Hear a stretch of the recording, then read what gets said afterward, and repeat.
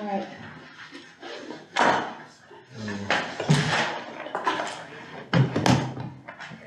Are we working on this soon? No, September. Okay, since we're all here, are we ready? Yes. All right, ready to go. Welcome everyone to our very special August 1st Social Services Commission meeting. Very excited to be here. So let's start off with do we have a motion to approve the agenda? Okay, thank you. Okay, second. Okay, all in favor? Aye. Any opposed? All right, we got an agenda. Good stuff. Did you get that second? All right, brief announcements. Do you have any announcement? None from staff. Well, we do have an announcement. We have 3 new commissioners coming on board Yes. that we are excited about, and they're going to be onboarded in the coming weeks, and they will be joining us in September. Yes. So we are excited about that. So does anyone have anything else pressing? No? Can we hear the names of the new commissioners? We'll be sending them out to you. I was just waiting for the city clerk should have sent everything, but I'm gonna send you the names and the applications. It's also in the minutes. Mhm. Oh, it's in the city council minutes. I just can't Yeah. remember. I read them, but I didn't. Yeah, I'll send them direct to you. Okay. I'm Chris Ringer. Oh, hi. Thank you for being here. Welcome aboard. Thanks for coming to a special meeting. I don't think we've had, since I've been on board, I don't think we've ever had a special meeting. I don't think so. Yeah. No, that's our first one. Special. Okay, so, all right, public comment. I'm gonna open the floor. Do we have any public commenters at this time? Sure. Yeah, Okay, Barbara Clutter and representing Interfaith Housing Justice Davis. I know you'll be talking about the home ARP allocation later, and I just wanted to clarify that in that we wanted to change how we were represented, and I sent that to Ms. Grace to clarify that although we're a housing justice education and advocacy group, we also, besides homelessness and renters, we're representing the entire housing spectrum. So that was one thing I wanted to say, and the other was just kind of relating to the report. Particularly on page 13, I was having trouble with the fact that in one paragraph it says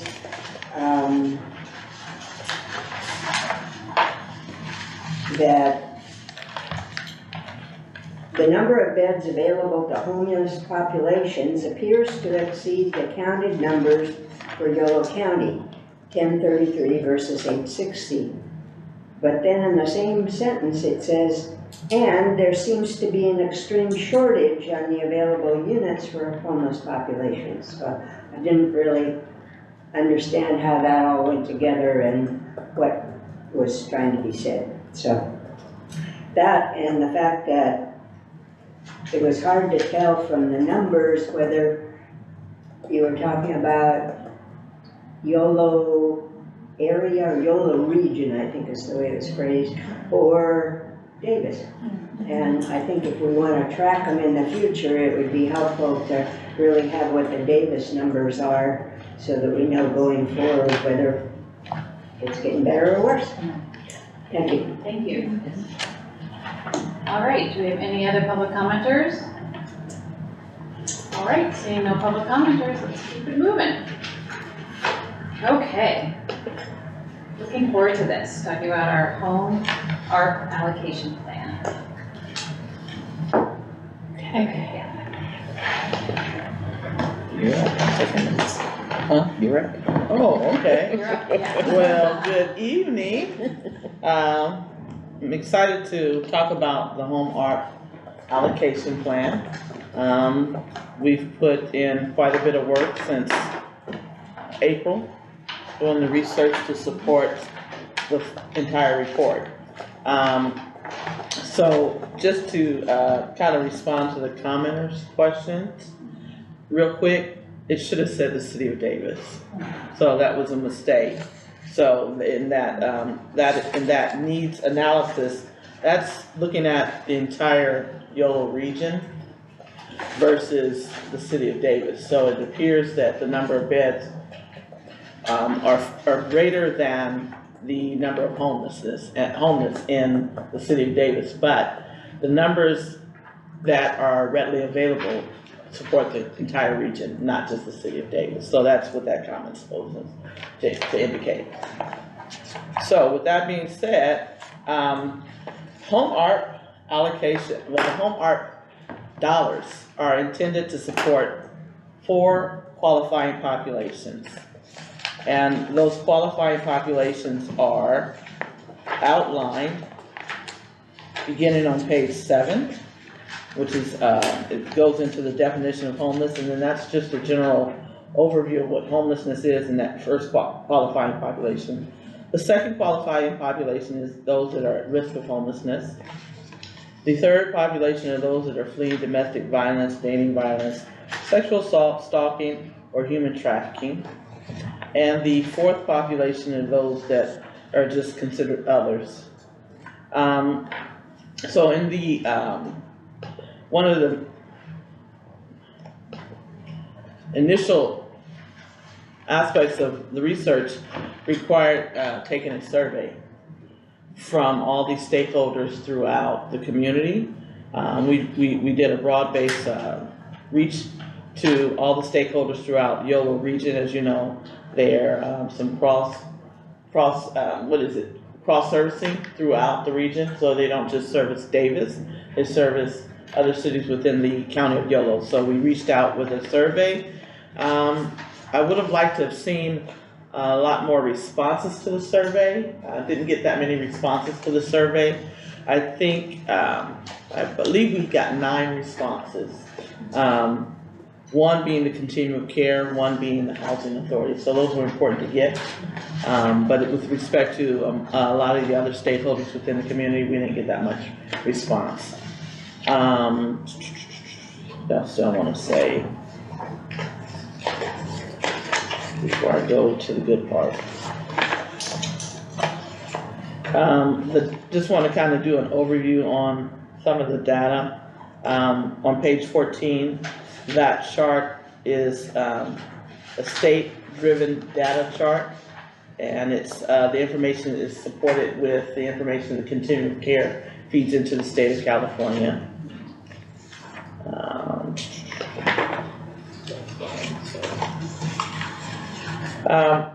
Take you to page 25. The graph there is primarily to illustrate where the dollars are being spent to support homeless populations. The thing I'd like to illuminate with that is it's kind of hard to see because it's not color driven, but the original is color driven. Oh, you might have the color. Okay. So if you can't really see it, but what I wanted to illuminate is that prevention did not register in the graph. It's there, but it doesn't really register to where you can fully see it. Navigation did not, rapid rehousing did not, and rental assistance did not. But they're there, you just cannot see them too well. But that just goes to show that there's not that many dollars supporting those aspects of homelessness. The other thing, well, I'll come back to this. So with that being said, the overall research supported the need for affordable housing units and tenant-based rental assistance. Unfortunately, we can't service all the need for homeless populations, so we felt the greatest need would fall in the areas of supporting some affordable housing development with bringing some new units to the market, as well as tenant-based assistance to impact those that are at risk of becoming homeless. So with that being said, if you look at page 37, the recommendation we're making is to support tenant-based rental assistance with $250,000, and to support the development of some new units at $915,683,000.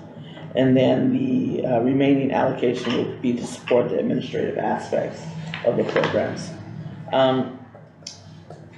For the rental assistance, there is an attachment too that kind of gives you an overview of what we're proposing for the rental assistance. It's the last 2 pages of the packet.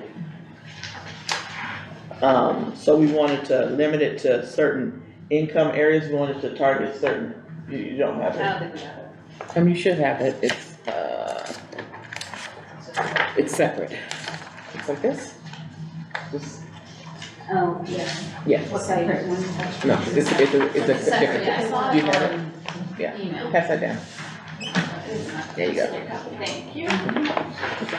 So this is what we're proposing the rental assistance to look like. So we wanted to limit it to low income and below. And then the last thing I just kind of wanted to say, it's not really illuminated here because we couldn't really support it. In the research, there is a tremendous need for supporting DV, domestic violence. That's not really even registering on any place here. City of Davis has one project that is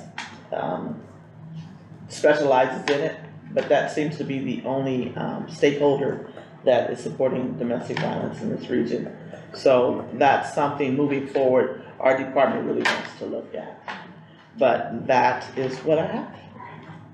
I'm gonna, just so, you know, we sent this to the commissioners, just so you have an idea of how HUD would like us to view these Hallmark dollars and what they're expecting us to do with it in the process. So it really is, there are things that they're looking for us to make sure that we're doing to support affordable housing development. This is a one-time allocation. These we usually get every year as an entitlement city. We get home dollars, which you deliberated on back in June. But this home ARP is special. This is part of the American Rescue Plan dollars that are available. So this is one-time funding. We won't see this come back again. So they really want to make sure that we're making good use of those dollars. They want to make sure that we're helping organizations that are either developing affordable housing or helping with making sure that people have access to affordable housing, that they've got the capacity to do the work, and that we've got the housing available for them to go to. And that's their high issues right now. And they really want us to kind of look at the gaps that we're seeing in the community and use these one-time dollars to address that. And then the last thing, they really want to make sure from staff's perspective that we're doing a good job of managing these public funds. So there's a lot of due diligence they want us to do before we even engage with an affordable housing developer to do any work, before we talk to a developer that will build it and an operator that will be operating it. There's a lot of due diligence we have to do up front, all tied to HUD home policies and procedures. And we just want to make sure that the assets that we're applying to these sources, to these projects, we're managing them in a way that's transparent, and make sure that the dollars are being used in the most appropriate manner possible. So, with that, come up, work with me. There we go. All right, so you see what our recommendations are, as Iris put forth. So, that's our presentation. If you want to. All right, do we have any public comments about the presentation? Now's the time. All right, seeing no public commenters, let's open it up. I know there's a billion questions in those minds. I have a quick one. You mentioned in the very beginning that you didn't get as much response as you would have liked. Is there a threshold of response that you were looking for, or do we proceed? I think I saw somewhere in here too, I didn't get to mark it, that when there was a not a public hearing, there was some, maybe a survey where there was no response at all. And so I'm just curious whether there is a level of, a threshold basically of response that we need to move forward with these kinds of things. So, to answer that, I would say no, there's no threshold. For me, this was the first project I've really worked on since major project that I've worked on since being here. I would like to see stakeholders more engaged. I think it's what I'd like to see. And we have to start to ask ourselves, how do we do that? How do we get them more engaged? I think this is a beginning right here. I think that this is a very articulated plan to where I think, I think it was Interfaith Housing. I spoke with them, and one of the things she said is that she appreciated the fact that we did put the survey out, and she didn't really know that it was that what they had indicated was going to go into a public facing document. So I think that was promising to hear, that moving forward, I think that is a way in which the stakeholders know we are engaged and we want to be engaged with them as well. That's good enough, thanks. I actually had a question about the first application. What was missing from the first one that's included in this one?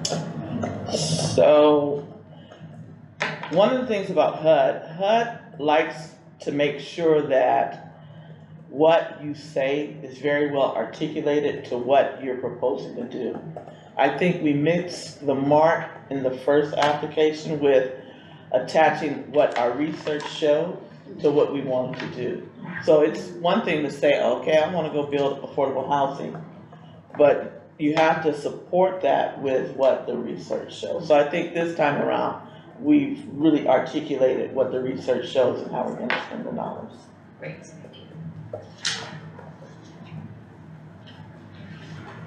And actually, I have another question about, it looked like, and I might have just misread it, that it was only focused on acutely low, extremely low, and very low for rental assistance. It didn't look like it was also focused on low income. So that's the low income threshold is quite high. So it's acutely low, extremely, very low, and low income. And low? Okay, I just misread that. It's easier to see in the staff report. Okay. Yeah, the chart is also in the staff report, and it's got all 4 categories.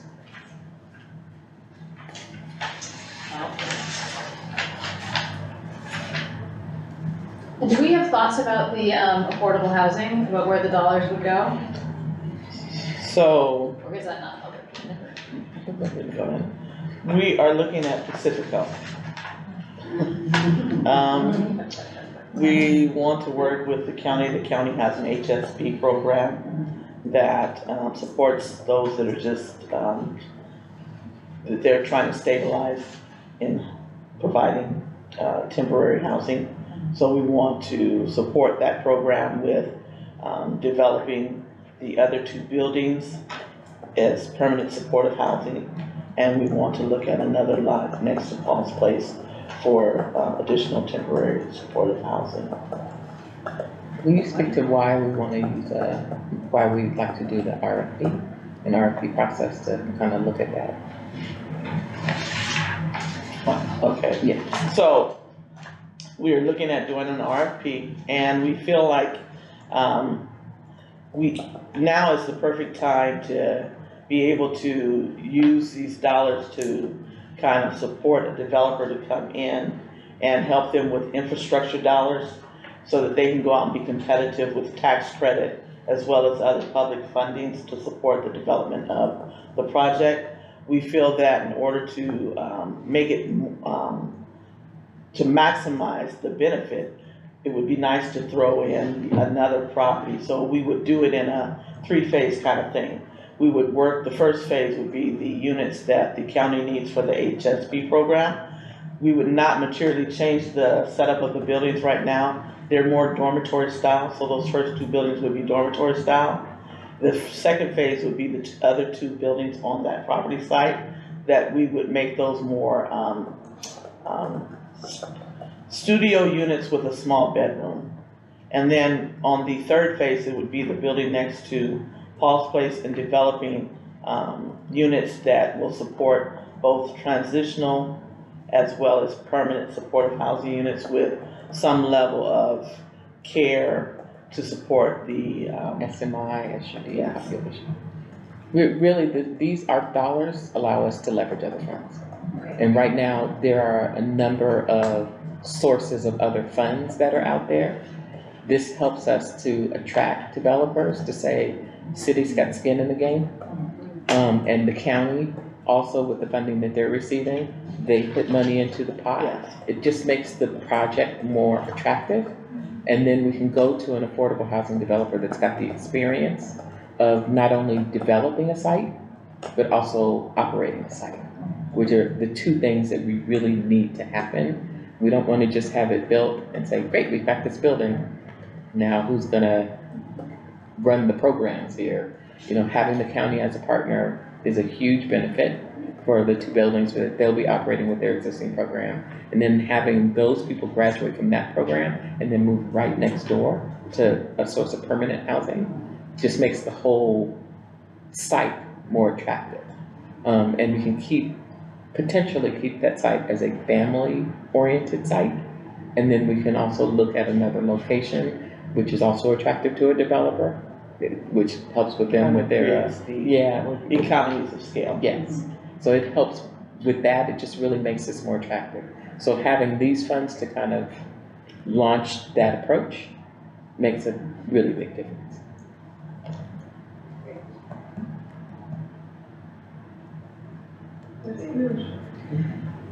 I don't know if this is too early to think about this, but I'm just wondering about how many units like this is gonna maybe cover and how, and I'm guessing like if the results from the survey are gonna feed into like the target populations that will have access to those units, like you said, domestic violence was an important area that was uncovered. Or maybe another survey at that time probably might be warranted to see really how to Correct. allocate those units. So, I go back to, again, with Home Art, there's certain populations that we have to service with those dollars. So in general, you can't just do a broad base and say, oh, we're gonna service homeless populations. You have to stay within the confines of these qualified populations. When I talked to HUD, one of the things I spoke to HUD about is the need to provide units for DV victims, right? And the way you can address that is through preferences. So we're not gonna necessarily establish preferences in the plan, but we can give point preferences once we get to that point to where we're ready to house. So if someone says, I'm a DV victim, that person might get 5 points, whereas somebody else who might be in population 1 just gets on the list. But somebody who says, I'm a domestic violence victim, we might be able to give them 5 points and it gets them higher on the list. So that's what we're gonna interpret that. And that was, I think domestic violence was on the list of. Yes, it is. Yes, it is. Yes, It's it gonna is. be aligned probably. Correct. Yes. And you have an idea of just the scale that it is gonna kind of translate into, like how many units? I know So, it must be hard to imagine. I think right now, don't quote me, but I We'll believe hold you to it. there are close to 80 units right now, Total sites. somewhere in that neighborhood. So the first 2 buildings which are gonna support the HSP program, we're not certain yet, but there's some things we need to address to determine if they're meeting the housing standard guidelines for how many people they can have in a unit. Because they want to not change anything about the units right now. Right now, the units are, I think they range from about 300 square feet to 425 square feet. They're very small. But for the 2 permanent supported units, I don't know if you're familiar with Paul's Place, but Paul's Place is kind of set up where in the permanent supportive units, it's a large studio kind of setup with a small bedroom off the studio. We want to set the permanent supportive units up like that, to where you can truly get 1 to 2 adults and 2 small children in the unit. So that, and then also include a kitchenette and bathroom in every unit. So we are going to, in the permanent supportive units, we'll probably lose a few units because we want to increase the size of them somewhat. And the units you just described, that's at Pacifico? Yes, yes, Not at the future possible expansion of Paul's Place? no, Right, okay. Alright. A long time ago, there was a gap discovered based on the repairs required.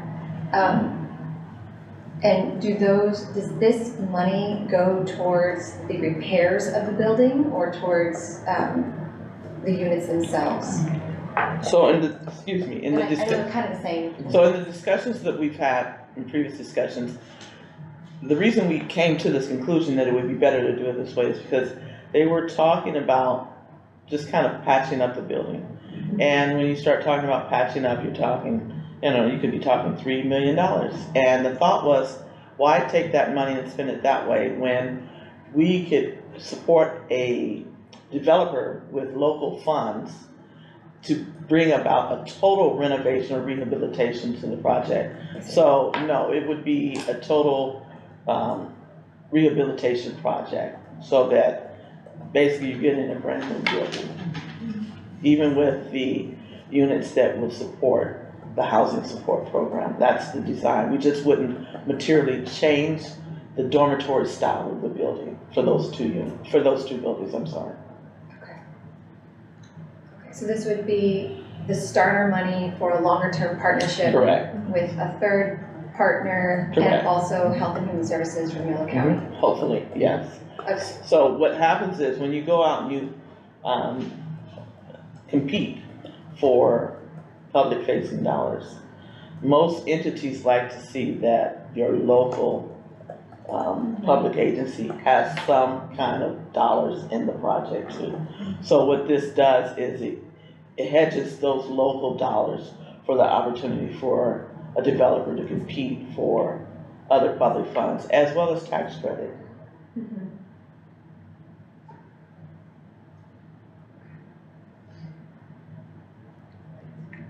Do we have any other comments or questions?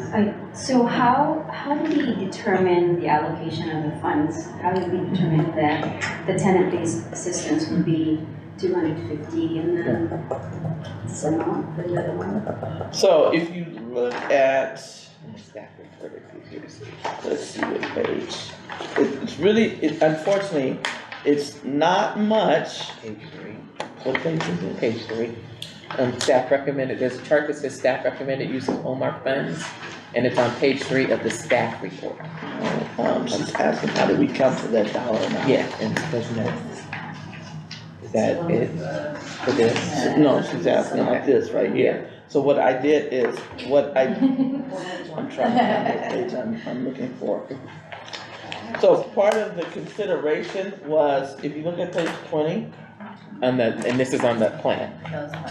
page 20 and page 21.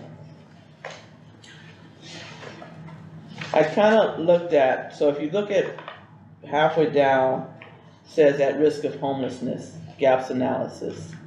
So if you look at the chart that shows like the income tiers, I looked at how many of these, and keep in mind that these numbers represent Yolo County, not just the city of Davis. So I looked at the income levels, right? And where there was greatest need, I said, I kind of looked at that along with, if you go to page 21, and you look at the households where it says level of need. And it says 0 to 30% AMI renter households with one or more severe housing problems. It said 3,045. Again, that's for the region of Yolo, not just Davis. So then because initially I thought, well, $500. And I'm thinking, well, $500 for that population is not gonna do much. But we wanted to be able to service the greatest amount of households we can. So with that being said, then I can't remember exactly what the percentage of what Davis looked like with respect to the 30% level at 3,045. But I said, well, if we can get to servicing, I think it was 250 households, I thought that would be a good dent. So that's where the $1,000 came in. And that's where the 250,000 came from, because we still needed to be able to put money into supporting the Pacifico project. And we're gonna ask that the county match whatever the city puts in. So we were thinking in the neighborhood of $1 million. So, and this is the source that we have for the Pacifico project. So I didn't want to impinge upon that amount as well either. So that's where it came from. Yes. Could I ask questions about the rental assistance plans, since we kind of started going there? So you track in the report some of the other organizations in town that provide tenant-based assistance. And one of the things that I understood about state, and so please correct me if this is wrong, is that state steps in when other formal organizations, when folks don't qualify based for whatever reason, and they need a little bit of support. Maybe they're not within subsidized housing, but they're struggling with their rent. They might fall slightly out of the bounds, but they are an eviction prevention priority, right? So I'm wondering, because it says that you would partner with another organization to process the payments, would these be, I understand the income levels, would these be folks who are living right now in who already have a voucher, a tenant-based voucher? Or are these folks who are not do not have access to a tenant-based voucher and are tenants that might be evicted? So, preferably, we would probably want to service people who don't have the option for tenant-based vouchers, because vouchers are attached to your income. Whereas if I'm in just a unit and I'm trying to pay my rent, because truly it says 30% or more house burden. And I don't know what the numbers look like right now, but if you look, the numbers are truly high in any region of the state of California. Yes. So really we want to impact those numbers more so than someone who's getting the assistance. We really want to impact someone who might be at 50% house burden, who falls within these income guidelines. That goes a longer way than someone who's already having assistance attached to their income. Is there, so two follow-up questions. We have, honestly, for the first time in all my years in social services, a pretty detailed list of the numbers on the wait list. And it's a shocking paragraph on page 23 about the number of families and individuals who are on the wait list versus being served, right? So I had a question about if there's a way to ensure that that population who has been waitlisted for, we don't know how long people are on these wait lists, if that group could be alerted in particular to these services. Or is it first come, first serve every month? Or I know it's a one-time support, but what does that look like? So for home art, it can be three things if I'm not mistaken. It can be actual assistance for rent, it can be security deposits, or it can be some level of utility assistance. We didn't really review the utility assistance because from what I looked at and I hear, Stake is doing a pretty good job of that. That is. So we didn't really think that, okay, that would be an area that it's a need. I don't want to ever say it's not a need, but it seems like in this region that service is there. So it was more about how can we make the impact with, again, like you said, these numbers here, which are very alarming, as well as those that are, let's say, 50% and above house burden, because those numbers are, I didn't put those numbers in the report, but those numbers are just as alarming too. So the way, it would be a first come, first served basis, because again, if we're saying $1,000 and there's 250 families, again, it would be just for the city of Davis though, so I don't know how that would translate to the populations here in Davis, so. On the same line, I saw the note that it would go directly to the landlord. And that makes sense, because then then this money couldn't be part of the income for the individuals and change up their other eligibilities, right? Is it possible for this $1,000 to be combined through, as part of the structure of the program, coordinated with Empower YOLO, coordinated with Stake? Because $1,000 is likely to not be enough for a lot of families. So what does that scenario look like? Can this be combined to actually keep people in the apartment? So, that's a hard question to answer, because it would depend on what those funding sources are that are supporting, because sometimes, in the vernacular of Dana, you can't subtract funds, right? Right. So it would really depend on what's supporting that household.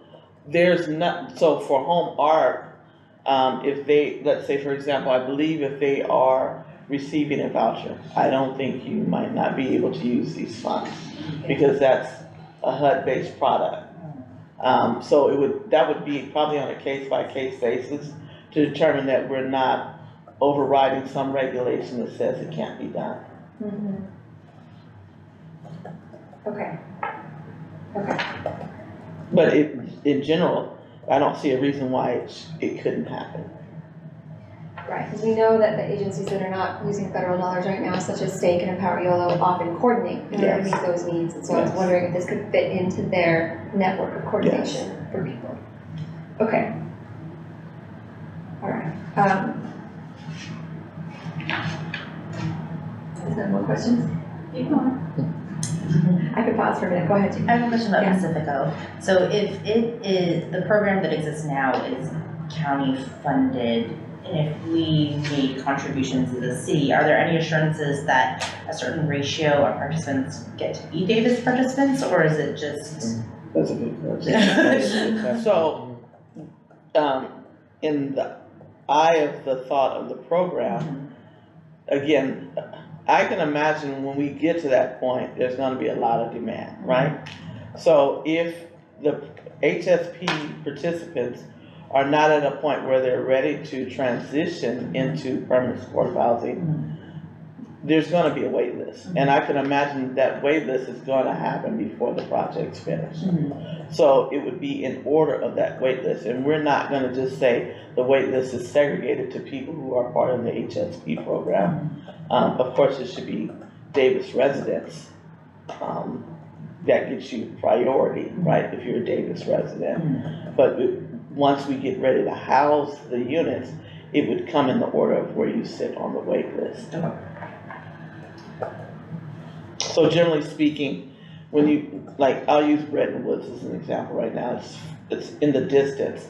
So at some point, when Bretton Woods gets close and they start breaking ground, there's gonna be a wait list formed. So that wait list will be formed probably 2 years before the development is even completed.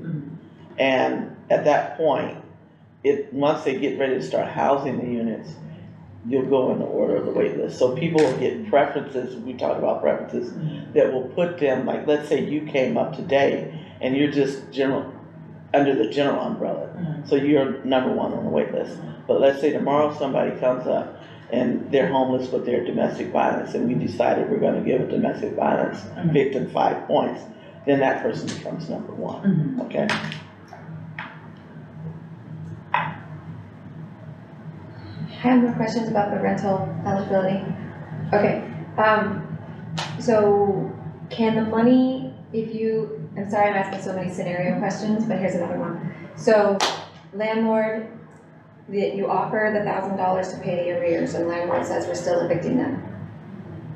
If the money is categorized as an arrears payment, can that individual qualify again for support with a deposit? Or is it that $1,000 only that one time? I think it's only one time based on my read, right? So, a couple of things. First thing is, it's one time.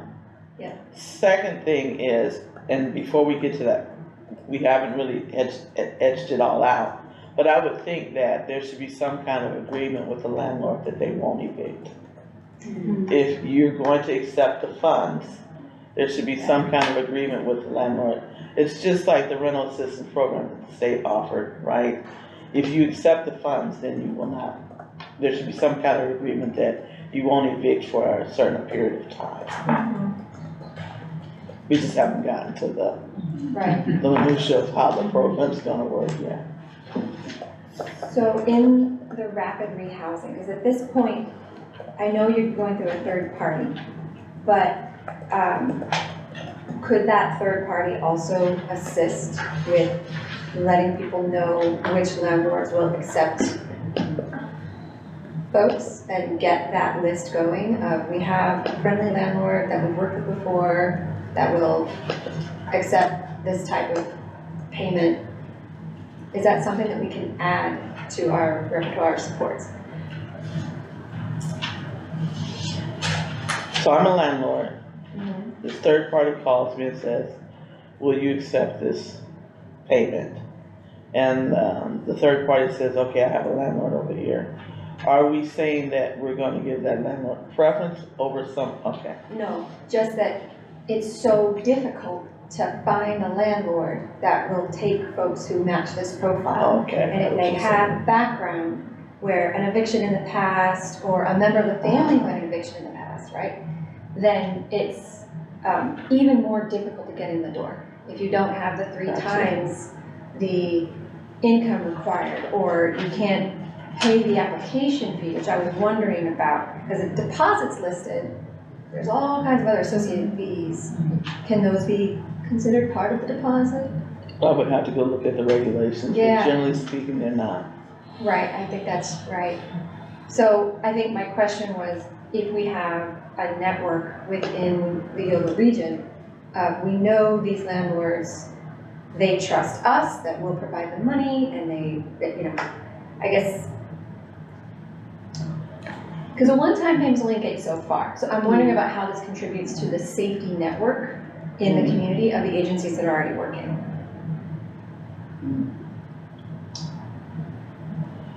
I need you to flesh out for me how the local network would help with engaging the landlord. What role would they play, I guess is what I'm asking.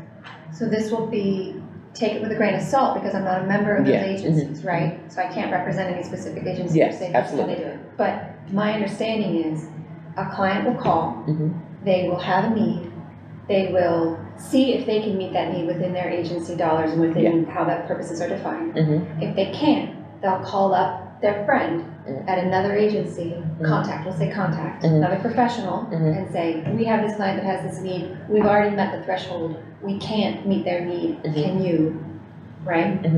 Or they'll, so that's an example, they might call another agency, or they'll reach out to landlords and property managers that they know to see what can be worked out. And it's a lot of staff time, it's a lot of relationship time, it's knowing what the rules are, it's knowing what's available. And so I wonder about, I'm excited about adding this into that existing network and bolstering it. And I'm wondering how it will fit into that network. That's the bigger question, I I think I think. understand. Yeah. I think I understand. So I guess it depends if we're looking at this from, it depends on how we set up the program. So are we gonna make this something that someone that has the need needs to come directly to the city so we can vet them and make sure that this happens, and then have them have use of the dollars and they can go out and do the research themselves to find a landlord? Or will the city message to local agencies that we have these dollars? If you have a case manager or a housing navigator that's working with a client that you know is in trouble, then you can call the city and say, I've got this client, we think they're the candidate for the $1,000. I also have a landlord that would be willing to work with us with this client. So can we be a part of that mix? Those are the two things that you're talking about. That's the question, yeah. Okay. Right. Okay. And I think that speaks to, the $1,000 is great, but what's the percentage that will support City of Davis staff time for managing with the partner organization? all the hours that we're describing. Mhm. Because at the end of the day, I hope that the application to get the $1,000 is as easy as possible, because Yeah. someone is already under stress and Yeah. duress, right? Mhm. So how does this program build in Mhm. covering that work? Okay. Because it seems like not a lot for the administration. So, Yeah. if I can, that's a tough question, and it's a tough question because I think what I'm hearing you say is your question is more guided towards those that are homeless and trying to become stably housed versus those that are currently housed and at risk of becoming homeless. So I think that if that is the case, those two different populations look somewhat different. Because those that are at risk of becoming homeless, there's many factors that involve that risk, right? Could have been a medical situation. There's many things that that precipitate that thing we call risk.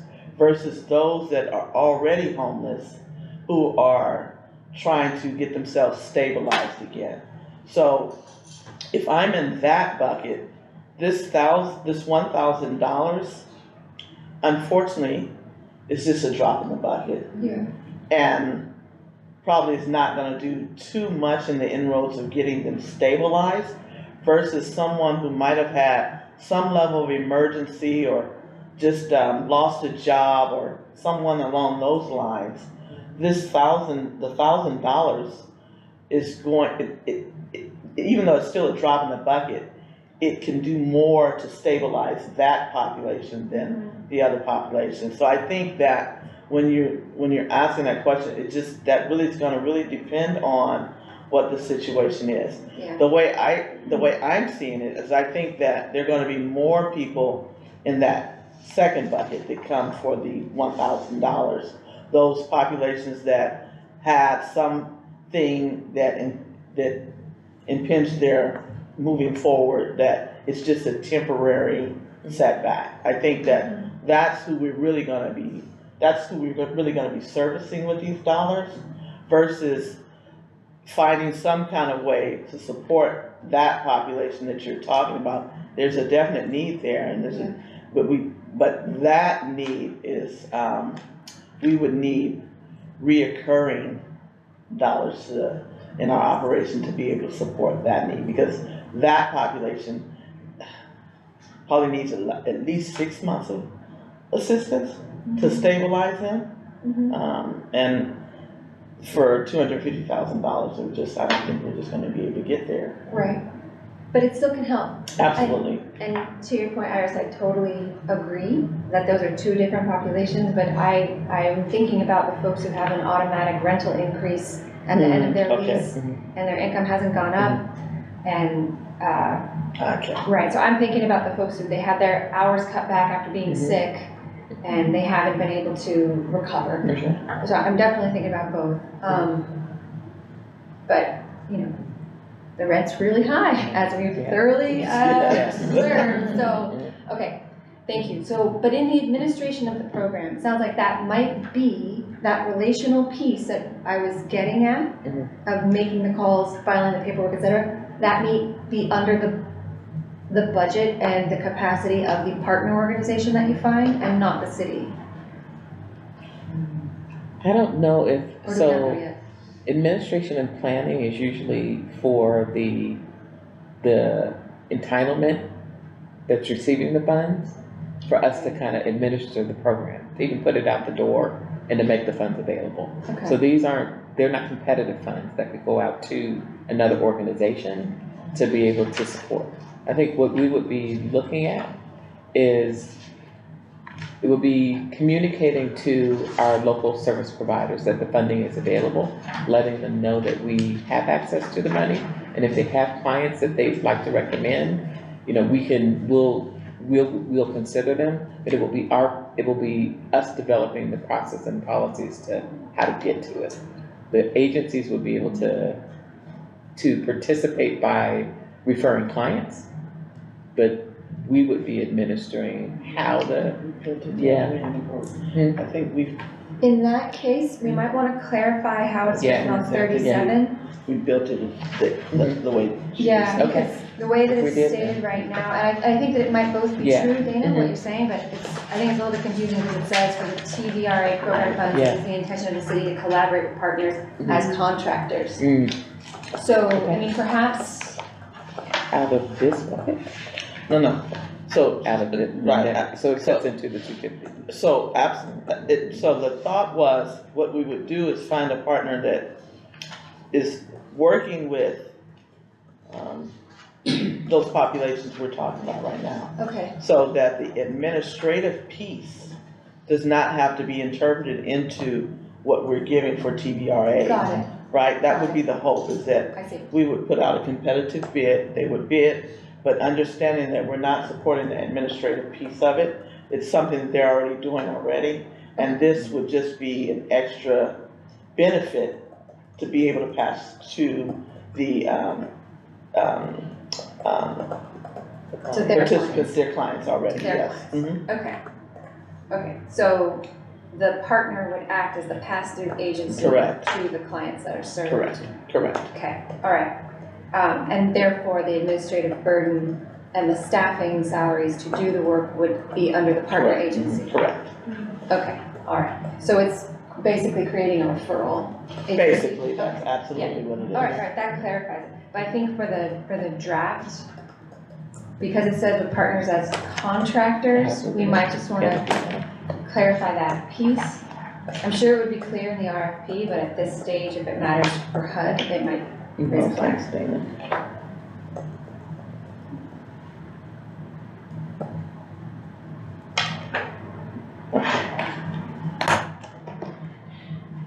Thank you for working through that, that clarified, yes, yes.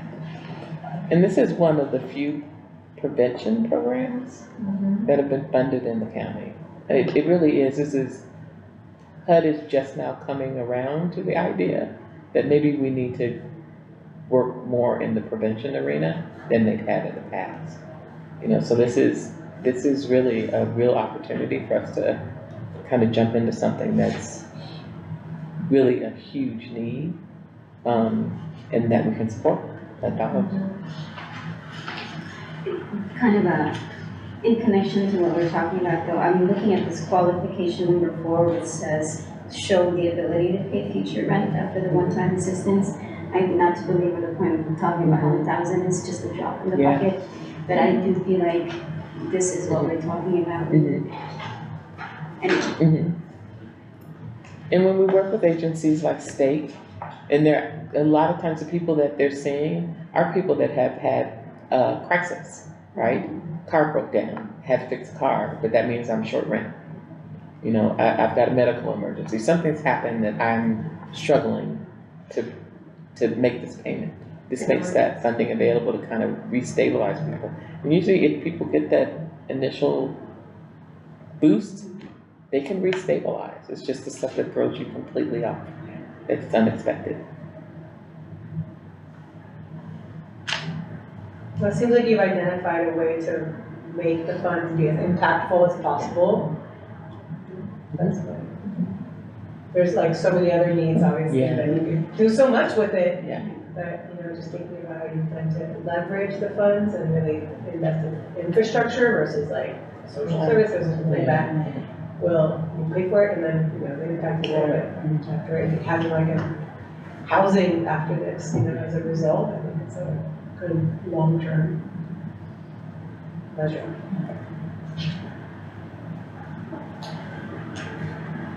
Do you have any other comments or questions? Even though you said you only got 9 survey responses at first, I do appreciate all the detailed Zoom calls, conferences, and data collection that you did with a variety of stakeholders. And I also appreciate that the funds or the recommendation you're making is really focused on direct dollars.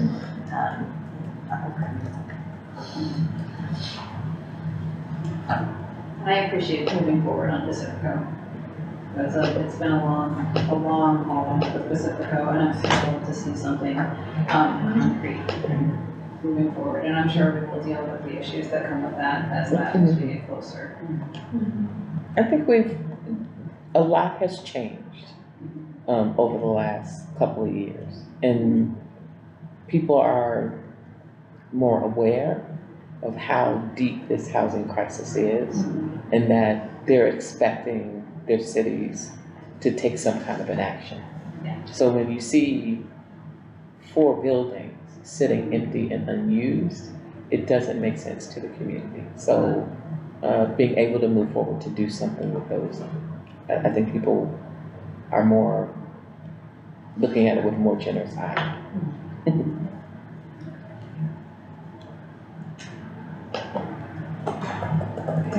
I'm happy with these allotments, but I do have a tiny curveball question that I'm gonna beg forgiveness in advance. I know, just, okay, so we got a lot of public comment from Hart of Davis about the respite center. And I know we already allotted ARP dollars separately, right? No, those were CDBG dollars from our regular, yeah. Okay, Mhm. I know And that weren't there also ARP dollars for Operations. structure? That was operation. So the Okay. funding that you approved last month for the CDBG dollars, Yes, those are the dollars that we're spending at the respite center for the rehab work. okay, interesting. It doesn't seem like this matches that request. With the current request for those that may have missed some of the letters that were flying for city council, is that right now at the respite center, there's a severe lack of cooling in the restroom in the area. So, Not the and bathroom, but the I have area to for be rest. careful because that the respite center isn't on the agenda. Fair, okay, Yeah, so alright. if we want to discuss it, we can, but But it wouldn't qualify, is my question, right? not for these dollars. That's the question. Yeah. Yes, okay.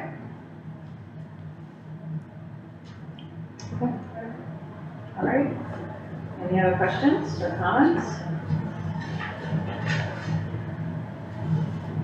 I am impressed with what you pulled. I think it looks great. Okay, so how are people feeling? Feeling ready to make a recommendation? That's our recommendation up there, Yeah. so we just need a motion. We just need a motion. So do we need more discussion, or are we ready for a recommendation? I'm ready. Okay. Do you want to Do make you a want to make a motion? Go ahead, please. Motion to approve should I just read that? Yeah. Approve the recommended, that the city council adopt a resolution to approve the proposed City of Davis Home ARP plan and authorize the city manager to submit the plan to the Department of Housing and Urban Development for approvals. Seconded. All right. All in favor? Aye. Any opposed? All right, motion passes unanimously. Thank you. All right, that is all that's on our agenda for the evening. All right. So, I think we're recessed this month. We're recessed this month. We recessed this month, we're back in September. Okay? We officially welcome Chris. Yes. There we go. All right, thank you. Thank you for all this work to get this done and the patience while we had delays. COVID and other problems. I don't remember what I said.